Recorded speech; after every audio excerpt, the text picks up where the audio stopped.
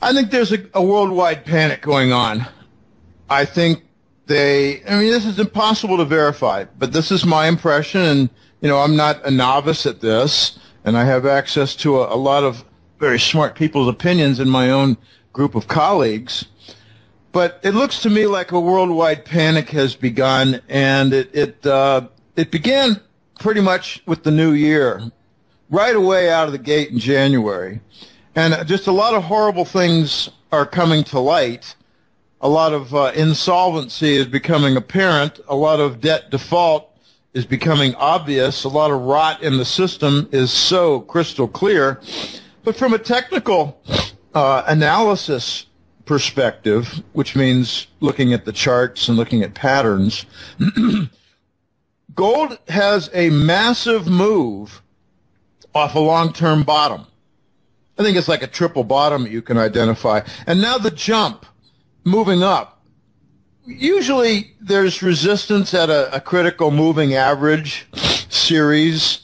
You bounce off the bottom and then you just don't make it past some particular moving average that offers resistance. And this time we jumped way past the 200-day moving average, like 100 points higher, and way past the 50-week moving average, I think about 90 points higher. This is a major bullish reversal. So, in another perspective, gold is showing tremendous relative strength compared to, say, the stock market, the oil market, the junk bond market, and a whole lot of other things. The only thing that is looking equally good is the Treasury bonds, which I regard to be a black hole. It's a black hole. The Treasury bond's a black hole. It's attracting capital across the world. Countries are having problems with their stock market, so money goes into the Treasury bonds.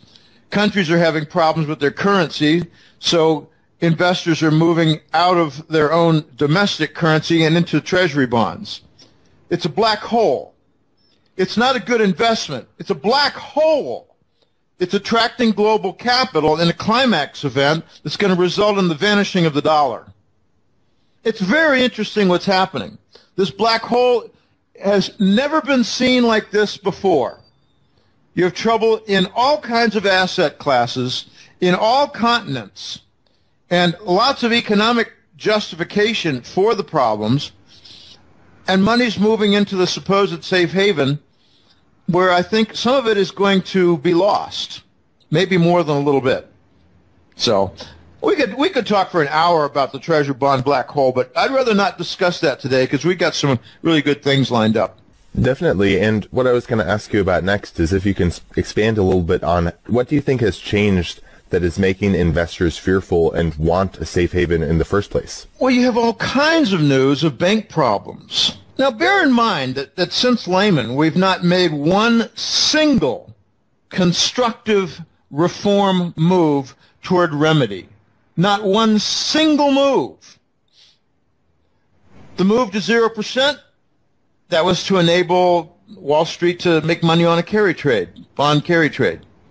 That was to make free the money in the interest rate swap derivative machinery so they could have artificial treasury bond demand when no one's buying treasury bonds.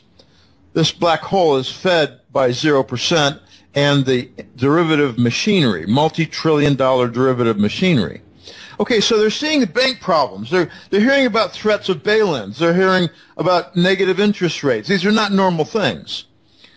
It's much worse. You're getting finally what I forecasted in. I gave about 4 different interviews during Christmas holidays, and each one I outlined and described with some degree of detail how the expiration of the oil hedges would happen in January, February, March.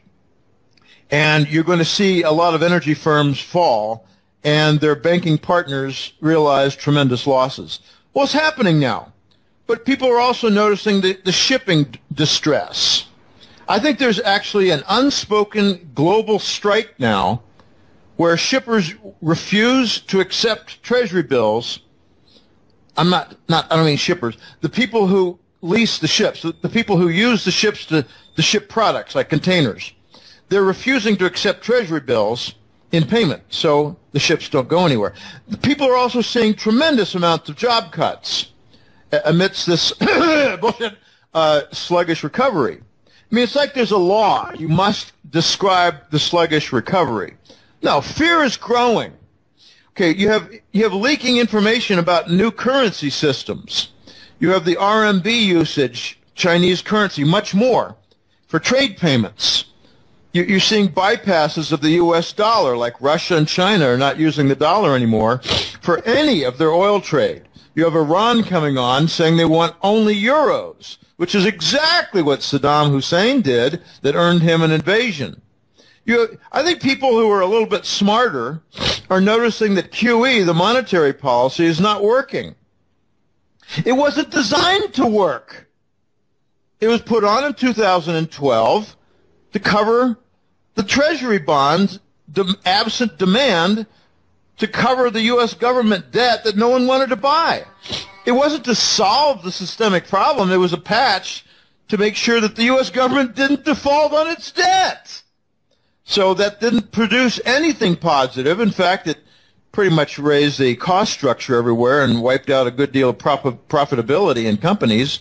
I believe that very basically described the QE as a monetary policy of printing money and covering treasury bonds destroys capital. By eradicating the profit margin, increasing costs, it puts equipment out of business and takes it offline. I mean, everything that the Euro Central Bank has done with its gadgets and all of its different, it's got its own little alphabet soup of junk facilities. They're not working. The sanctions against Russia, they're not working. They're about to be reversed. You got all this war going on in Syria and Ukraine, and people are beginning to wonder, what is the United States policy all about except war?